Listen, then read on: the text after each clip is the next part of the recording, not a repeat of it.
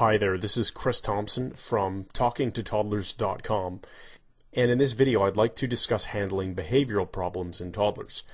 It's not easy having a toddler in the house. These cute creatures are a pleasure to have when they're in a good mood, but their emotional state and behavior can turn on a dime, and if you aren't equipped to steer them in the right direction, it will cause you a lot of unnecessary stress. The toddler stage is difficult because this is when children start to realize how many choices there are available in the world around them. There's so many toys, lots of space, and plenty of activities.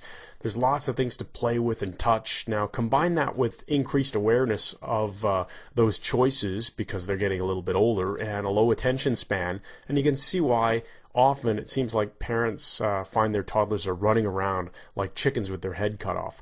Now, they don't have a singular focus, and as you'll learn, the same problem is also your solution when it comes to overcoming these behavior issues. Now, defiance is likely the most common behavioral problem you'll find in toddlers. They will refuse to listen to you, they won't do what you ask them to do, and they don't want to follow the rules. They want to be their own master. Does that sound familiar to you? Some people think that defiance is a sign of a strong personality, so they might let their kids do what they want and encourage this kind of behavior. And I really think this is a mistake. You don't want to raise your child like he's in the military, but if you train your child to defy you and constantly get away with it, you're harming your ability to encourage proper behavior later. Now, studies show kids who are raised with no or irregular discipline are likely to make bigger adult mistakes. They won't know how to handle their career path, or they'll be unsure of how to deal with their own family situations. And this makes sense when you think about it, right? The training you receive early in life is largely responsible for how you tackle issues later in life. Now, the key to handling behavior problems in toddlers is to stop it before it starts. Establish rules even before they understand what the rules mean. Get compliance with the rules when they're young, and then let them eventually learn why the rule exists after they're already well trained. Some parents are afraid they're being too strict with their kids, but establishing rules is the first step in disciplining your child. Think about it this way. We all have rules to deal with in life, and if you shelter your child from this, then you're not doing him any favors. Call it tough love if you must, but I believe you can balance tough love with gentle care. As long as you're still giving the child enough freedom to do things that would not, and so they won't hurt himself or others, then you're doing the right thing.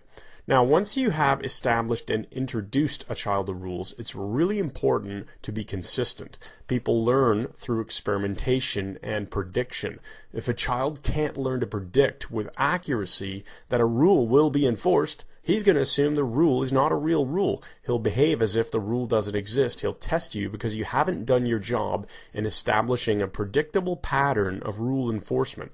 When you say there's no candy before bedtime or no throwing balls in the kitchen, you need to be totally predictable in how you respond to your child breaking those rules.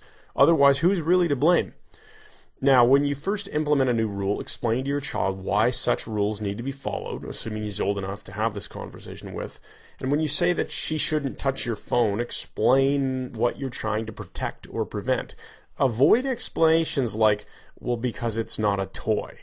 Be specific and helpful. Ask yourself if you'd be satisfied with a similar explanation from a friend or a boss or a family member. Because if you're not satisfied, your toddler won't be satisfied either.